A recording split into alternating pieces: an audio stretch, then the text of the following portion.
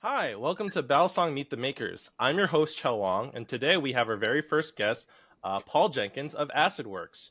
Paul is also known as the acronym for Damn Right I Got Knives and runs the online store for Little Shop Sowet, where you can buy some Balisongs online, and is the maker of the ZZYZX. So thank you for coming on. How is your day? How are you doing? Good, doing well. Yeah, just hanging out in my side room here, having worked in the backyard today and just hanging out. All right. So this is the very first episode, but I wanted to basically interview Balisong makers and get to know them better as well as their process. I guess my first question is, how did you come up with the name Acidwrx? Well, my good friend Jeff, so when I started Acidwrx, I had this idea to make a knife, and I knew it was going to be expensive what I wanted to do. So a buddy of mine, he's kind of my silent partner, him and I went 50-50 in on this. But he's also like such a close friend that I knew I could bounce ideas. He would basically just lend me some money. He put in some money. He said, I'll match whatever you put in. I said, cool. And just pay me back when you can. So, he's such a good friend that I was like, God, what could we call it? I kept throwing different ideas around. We would brainstorm and have fun and just like dream of kind of a name. And we wanted something ridiculous and fun. We had like 300 names on a sheet of paper. I mean, the most ridiculous Oh, things you wow. could think of, and we just narrowed it down. And then at one point I said, Acidwrx, but we spell it WRX. And he's like, I love it. I love it. It's great. and, All and right. then we couldn't figure out the knife So name. you And I did a have to little bit thank of him for this. stalling. He was driving home. He lives in Vegas from San Diego. And he pulled over on the side of the road and called me and he said, I'm looking at the knife name right now. And he says, it's ZZYZX. And he took a picture of the sign in the desert that says ZZYZX and sent it to me. And I was like, that's awesome. And so we kept it, but it was in the running with Abyss and Incept. And then I had the idea to call the knife ZZYZX, the blade shapes Incept and Abyss. And then the whole story started unfolding, the lore behind it all, the fact of that exit in the desert and the planet, that being coordinates to a planet. Um, that's how the whole naming scheme came together. Really, was just having fun and throwing out ideas and seeing where we got with it. Yeah, Okay. yeah. So I guess like for those of the viewers who have no idea, the ZZYZX has a lore and a soundtrack, but I want to back up a bit. And I'll ask you, we all have our journey of how we got into getting like flipping ballad songs, but how did you get into making ballad songs? Into making them, I should have known it was inevitable that I'd want to eventually make my own knife when I first started getting into knives, but I never really thought about making a knife until I owned so many and was selling so many and so deep into it that um, I knew doing the interviews and knowing the makers and just like kind of getting the gist around it. I was like, man, I should just try and make one someday. I bet I could invest in my own, you know, knife and make my own knife. And that's kind of that's how I did it. And I already knew Julian, so I asked if Julian would want to do machining for me. So if I got my files together and got everything organized on my side, if he would do the parts for me. And once I had that in line and realized how much it was going to cost to do and who I wanted to do it with and how I wanted to do it, um, putting all the pieces of the puzzle together. Gotcha. Yeah. And So then like you would make CAD files and then send them to JK Designs? yeah, exactly. And then I got into the designing. So, how that, if we're talking about that part now, so I knew nothing Yes. about Fusion 360 before so this is actually really good. I knew nothing about Fusion 360 before I got into this. I was drawing on pieces of paper and I knew I was going to find a way to get it into the computer. So, luckily, having conversations with people in the Bali community around me, Eugene still flips, which Eugene Hargrove, Yurgrove. I can never say his last name good. He he is a local guy and knows Fusion 360. And I was like, hey, I'll pay you credit to come and show me how to use the program. I don't want to dick around with school or, I want to just pay you to come over. And he came over and showed me how to use Fusion, and I would ruin everything. And he put in all my measurements, and everything I wanted to do was basically just doing all the work, helping me understand it, how to get it in there.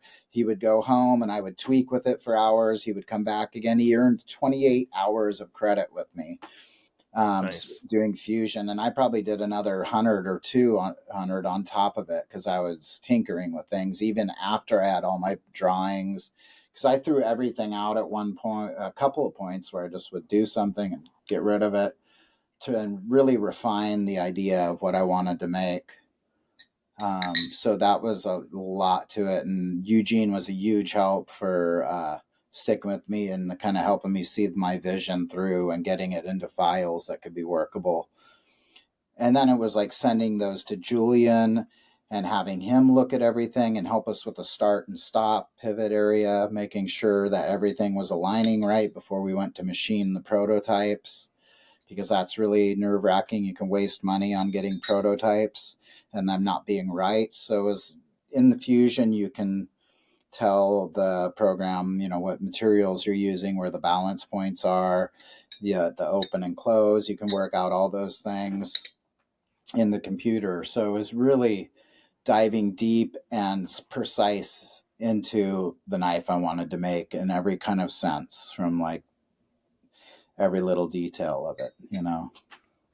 Yeah, I think I recall that at some point in an Instagram post that you said I think this part at the ends was based off of a tuning fork.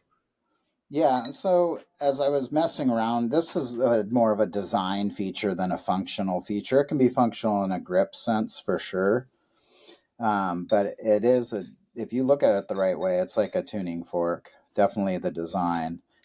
Um, but the thing I did first was really thought functionally about the knife before I even got into making it look good. I told myself I wanted this size handles. I wanted it like, had my whole concept and just drew out that concept.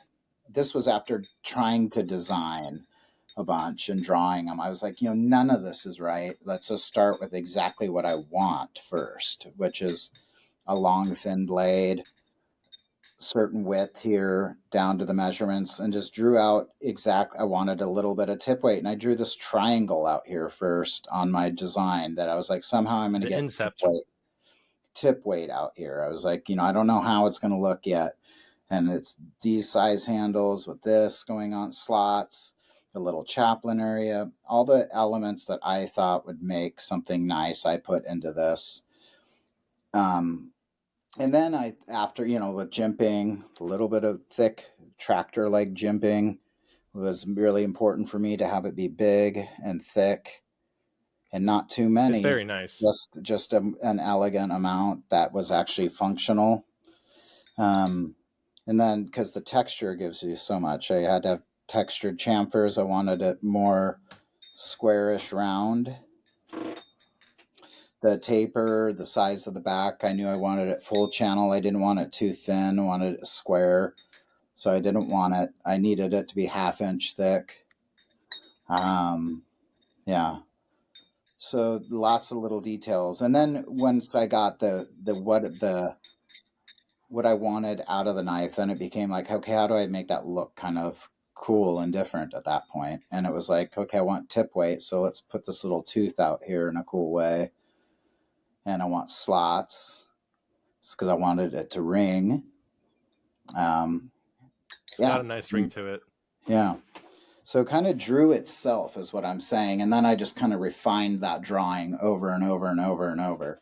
In each blade shape, there was conceptually that the Tanto Incept, being the first one, would have the least amount of tip weight. Then it goes to the Abyss, which is rounded a little bit more. And then the Lazarus is even heavier. Yeah, because the incept and the abyss look pretty similar. Like Mm-hmm. I can see very much like, oh, the incept and the abyss, like, oh, the abyss is just rounded, but the Lazarus has like a flat top, kind of like a cleaver. Hmm. And I wasn't sure if there was like a divergence in like your design and how you got to the Lazarus Yeah, you had blade. to take some of this is for weight removal on there, what they call a Oh, blood groove. They call it a blood groove, but that's actually like getting rid of some materials, so it's lightening it up. Um, so yeah, but this concept was what I originally thought to do, but I turned it into a tanto. But then I came back to this. I always knew I wanted to do multiple shapes. It was just like sticking with the hmm. lore and making it happen, them happen at the right time. But So, I'm really glad. I remember when you first were teasing the concept of the Lazarus. I was like, "What could it be?" And I think personally, still my favorite blade shape is the Abyss, which I have. yeah, But it seems that a lot of people are preferring the Lazarus as a flipper, and also just design wise. Um, this is honestly one of my favorite flippers. Like just the frozen ZZYZX is a again. lifer for me, and so like, yeah, it's a good Little fucking frozen. knife. Yeah, the Oh yeah, Abyss, to me, actually, the Abyss and the Incept are more neutral and kind of flip a little better if you're like that, honestly. They're so small amounts that you need a precision scale to read the differences. It's very minimal amounts of material and weight distribution. So, um, yeah, I think the Incept and the Abyss. But then I've really been enjoying the Lazarus a lot too. They're very similar, all three. So that's it's really good to interesting. know. One person will love one, and one loves another one. It really just depends on the. All three of them kind of flip in that same way, where they fan really easy. The weight distribution is just like that. Um, yeah, that's the Abyss. So I guess a question I have is, are you planning on making new Balisong designs after the ZZYZX? And if so, I guess what have you learned from the ZZYZX that you might want to change going forward? Um, some things that I think I want to take the ZZYZX a little further. I still want it. There's still to me another blade shape, maybe two, that I want to do. That would be And dope. then I'm also starting a collaboration brand with Cerrone Knives called Oh Maranza. wow! The cross brand is with me and David Cerrone because I've been working with him for quite a while now, taking his stuff to Blade Show, selling it at Shop Soat. I was Right, the because he's first. from Italy, right? Yeah, I was the first person to help kind of bring his stuff in here when he first started. Um, and we've created a cool friendship. He came out here for 10 days and we traveled around and spent time together, went to Blade Show, has brought his daughter out. They went to like, SeaWorld and crap like that. But then we also sat down and designed a knife together. Oh, Um, that's exciting to know about. Yeah, and then he took it back to Italy. He's been working on the prototype. He sent me the prototype. I'm making some changes to the prototype. We've kind of developed what the company name and the knife name is going to be. So far, it's Maranza with the knife is going to be called Zika, like Zika virus. So the Oh mosquito is boy, kind of the emblem for the knife. It's called Zika. I don't want to give up the details exactly yet, but it's going to be really of course. cool. I'm trying to uh, we're dialing it in the certain elements of things and it's coming together. I think it's going to be really nice when it's all said and done. Yeah. That's very exciting to hear about. I had no idea that you were like, because I knew that you've sold some, like Cerrone is one of several knife makers that you've sold through Shop Soet. But I didn't realize that you two were like pals and were like doing a collaboration. So that's actually super cool to hear about because Cerrone does like really high end, like handmade custom knives, right? Well, they're all CNC'd machine, but then he Oh, does a lot really? of hand work, finishing them, polishing. The amount of finish work and hand work he does is pretty over the top. It's pretty crazy. Yeah, Yeah, he's there's a like a lot of master at that. He worked for Fior for a long time as well. So yeah, another he Italian really knife maker. knows his knife making. But what we're aiming for with Miranza is to make a really good flipping experience with the quality of what Cerrone does, but also with, keeping the budget in mind with how it's machined and manufactured by doing certain processes during the build that can, in the machining, that can speed things up and make it a little easier, but still have that eye for all those details, if that makes sense. Yeah. That's what we're aiming for. Is Is like, this yeah, so knife? it's going to be around a $400 knife or something like that. So something Oh more, wow, that's a lot more affordable than I expected. yeah, something affordable, but that is still like good, like, Hmm. yeah, Yeah, compared to the ZZYZX, which sits about like $1,000, and it can be less if it's like not blackened or not zero blasted, I think. But right, yeah, it's is this 970. Balisong gonna have a lore and soundtrack too? Because the I don't think ZZYZX. so. No, Oh yeah, I that's think good. the ZZYZX is special to me. I've really got, with the handmade boxes and the sheaths. I'm making more boxes all day yesterday and today, and the sheaths, and just the ZZYZX is very much a personal knife design thing that I'm fully focused on Acidwrx and Miranza's as well. Um, but that's like a collaboration. So we're taking bits of each other's ideas and kind of creating this new thing over here. Where I feel like AcidWrx is so much my little bit of a brainchild. It's a different thing. And then the Yeah, that machining, it just costs a lot. The materials and yeah, the because machining, it just does.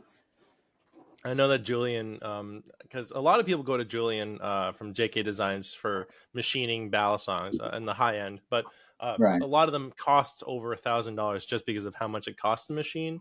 But I know that, like, at least as a consumer, it feels like that you're leveling out the cost by, as you mentioned, the gorgeous handmade sheaths and boxes. It's honestly one of the best unboxing experiences. Just of all the things that come with it, and just I can tell, like, oh, the wooden box is a very nice touch, and the sheath for sure. Cool. Yeah. Yeah, I wanted to make that experience last longer. So I always liked that when I was getting a knife, I would wait in the mail, know where the post is, and gets there, and bring it in on the kitchen counter and open it with my other knife. And there's that moment of excitement where you sit down and really open and unbox a knife. There's like, Yeah, I that's know that that feeling. feeling we all freaking love. So I was like, that was really important for me to like have that moment be something special and unique to me as a person, and share that with other people in a way that they could get into like the experience too. So um stories and characters are fun things, and I do a Hmm. woodwork, and I've been making things for many years. So to me, like, I was testing out boxes and trying some prefabricated boxes and thinking of how I could package the knife, and went through, and I've done a lot of different packaging stuff over the years as well. And so I've had some experience in that stuff.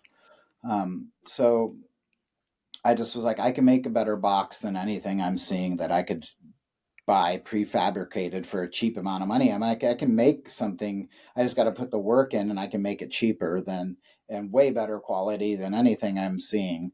That was It's a magnetic, very nice wouldn't quality box. fall, wouldn't open. Would do its purpose of for the knife, fit for the ZZYZX, and still be hand done and cool and be authentic and numbered. That was kind of the goal with that, was to have that. And then the soundtrack, I didn't even think about that until partway through packaging, or coming up with the packaging and the concept and the promo work of like that. Then I was like, oh, that'd be, and I think I was working on some music, and I was like, oh, it'd be so cool to do like a soundtrack. Oh yeah, and then it was just going to be music, only like weird electronic music. Then I started putting some vocals on one. I'm like, oh, what if it was a whole story? And then I kind of, once I came up with that idea, it was kind of fucked, because then I kind of had to do it. It's like a wild story too. It's like this alien planet, and I don't remember. I feel like there's something about like dinosaurs that were like flying. Or I Yeah, listened to it once a while ago. Yeah. I've added since then new parts. There's actually 10 tracks, and Oh, it new kind of goes. songs. Each tribe is each blade shape is a tribe on the planet, and Lazarus is the birth child of one of each of the female abyss and a male incept. The Lazarus is born. Yeah, that's kind of fun. Yeah, Okay.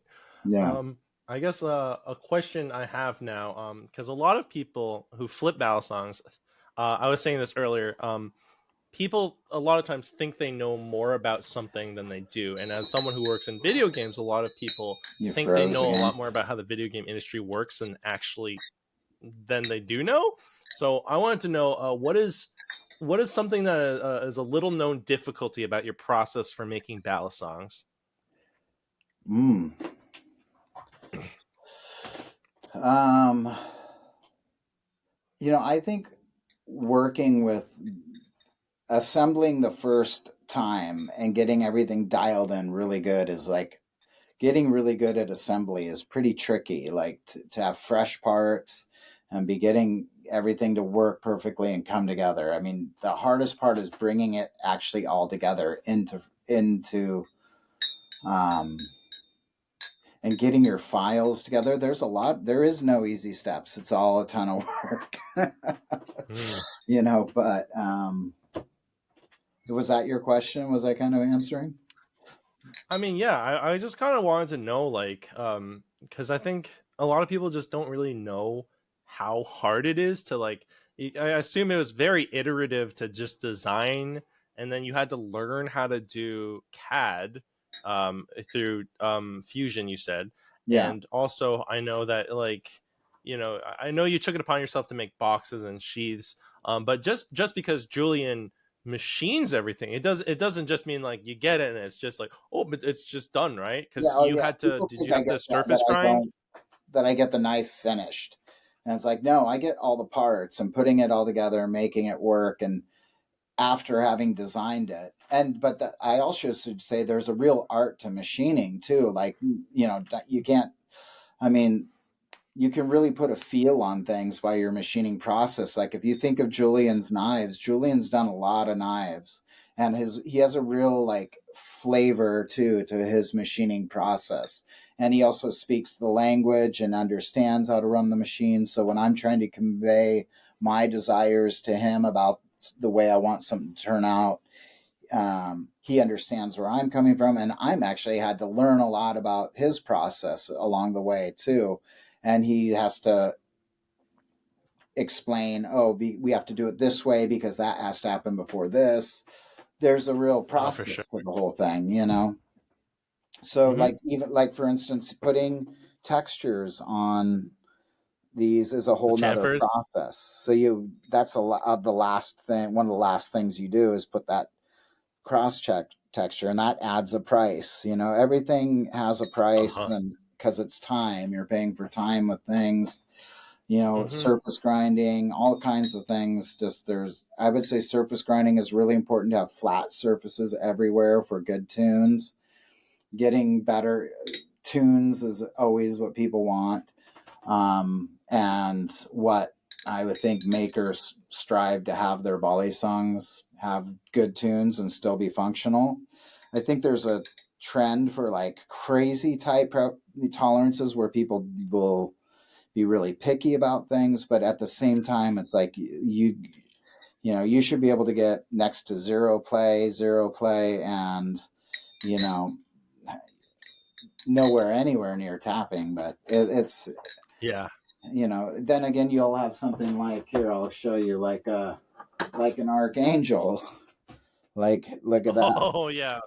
You Those know, older on knives have on washers, no like. tolerance. Yeah, but super Yeah. fun to flip, like really fun. And people forget that like this can be such a fun knife to flip. It's so, Yeah. it's but you don't want that. I mean, geez, it's It's probably one of the better knives of that era, just as a flipper, but also, yeah, knives from that era don't have tune, yeah. Whereas and it's Isaac's, it's like impossible. you Yeah, know. and I appreciate you because I sent my ZZYZX because it was a good tune. But I've become more intolerant of like a little bit of play, and then you were willing to tune it for me, and it's perfect now. And Awesome. I'm the proud owner of the Abyss 36, a lifer for me, as I was saying. I gotta say, my Um, tuning skills have definitely improved from like number one till. So that's why I offer that warranty too. It's like I want to know if something's up. I want to fix it. Send it to me. You know, there's always room for improvement. I think people also get really makers will be. You got to stay open minded. I feel and grow, yeah, and it's hard to not take things personal because it's like an art and a creative thing and your time, and then you're dealing with people maybe who are some people who have a reasonable expectation, others who don't, or you know. yeah, But when somebody's paying $1,000 for a Balisong, I would say at that point you got my attention. You know, you spent your yeah. money here with something. I want to make it right for you. I want to make the best possible fucking thing I can. You know, for you. You know, You even got if great it's customer not somebody's service. preference, one person likes it, another person doesn't. You when you get it, it should be a good knife. You know, that's my view. And I appreciate you being willing to like make things right. And I know that you are someone who interfaces with the community a lot, and you're pretty easy to talk to. And so I felt pretty. At first, I was like, "Oh, is it worth it?" And I don't want to be a pain in the butt, but like, I really appreciate you. And the tune, it was not that like the tune originally wasn't even that bad, but you were willing to fix this, and it feels really great now, like Awesome. impeccable. Um, I Well, guess it's important. I one mean, of I'm with. That's the thing people yeah. don't realize too is like I made this because I want a great flipping experience, and so I want anybody who flips it to be having a great experience. So it's really important to me for it to flip good because that's what it's meant for. You know, that's what its purpose is. Sit on a shelf and look nice too, but I kind of Oh, sorry, wanted this. we had disconnected. I kind of wanted this to be a flipping knife. You know, I wanted it to be something people actually used. Um, and even though it's expensive, I wanted it to be something people wanted to flip. Yeah. I feel like as a visual balisong, like it is very distinct blade wise and handle wise, and as the flipping experience, it's personally one of my favorite flippers. I feel like it's got a neutral balance and great momentum, and it just is comfortable in the hands. Which is just, I mean, I think this is a great knife. But I guess my last question for you is there anything that you would like to tell our listeners? Any last notes that you want to impart onto them about like how your process or anything really? I guess be patient with each other and share knowledge and uh, I don't know what could I say. I to other makers, I guess would be like trust your gut. If I would have listened, this is something good I could say. Okay, so when I was coming up with the design, I didn't show it to anybody but like three people because I knew it was going to be kind of far out, and some people were going to be really opposed to the blade, the tooth, the tip, and so I had to believe in myself and follow through with what I thought the design should be and have confidence in it. And at first too, I did get a little bit of feedback, like some people say it's ugly or people hate it, like or this or that, And and I they're had to wrong. keep This is great. I had to keep believing in what I thought would look cool. And you have to believe in yourself, and then the right people will come to you and believe in what your vision is as well, and those opinions can change too, where you can come back around and be like, I don't like maybe the Abyss, but I do like the Lazarus, or whatever, but it's still a good knife, like one person did say, will you make a blade design that isn't ugly so I can get his Isaacs? I thought, okay, well, fair enough. You have to let things like that roll off your shoulders. Also, what I'm saying, like You everybody can't takes please everything everyone. so fucking serious, which it's good to be passionate about your art and the craft you're doing, but also kind of let some critiques and things roll off your shoulder and stay the course. Because I think a lot of us makers can get discouraged too. I've seen that Mm-hmm. from some of the makers. I feel like they get really hard on themselves when the community reacts one way or another to something they've done, because this opinions float around this community like crazy, and the tides change. Of 1 second people like Acidwrx, and the next second you don't know what's going to happen. Mm-hmm. um, uh, Got to do things because you love them, I guess. That's, if you don't like it, I always say, like, I could be selling refrigerators, but I don't care about selling refrigerators. I want to make a knife and sell knives and work with that because I like that. Yeah. Anyways, yeah.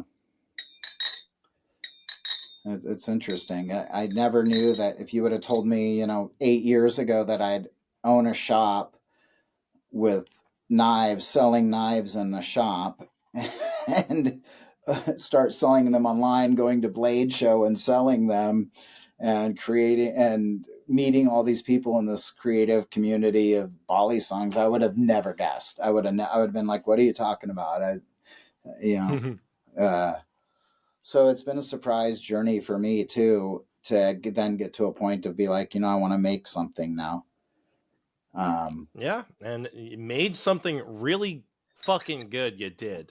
Cool, man. Um, so Thank you. I guess with that, thank you for tuning in to this episode of the Balisong Meet the Makers. Um, hopefully, I know that Paul and I had some connection You keep issues. getting cut off, I'm but hoping that by the time that this episode goes out, that it'll be edited out. But like and subscribe. And Paul, where can our listeners find more from you? I guess both on social media and where to buy your wares. yeah, on Instagram at DRIGK underscore. So, or damn right, I got knives on YouTube and Instagram. You can find our store on Instagram, Shop Soet. Um, you can find that on Google. You can find that on uh, Facebook, stuff like that. You can find us. Yeah, You can find our and I store. will link And these in the description too. Acidwrx is primarily run through we sell a lot through Shop Soet, and I do most of it though on Instagram for Acidwrx. Okay. And with that, see you all next time, listeners, and happy flipping, everyone. Audio.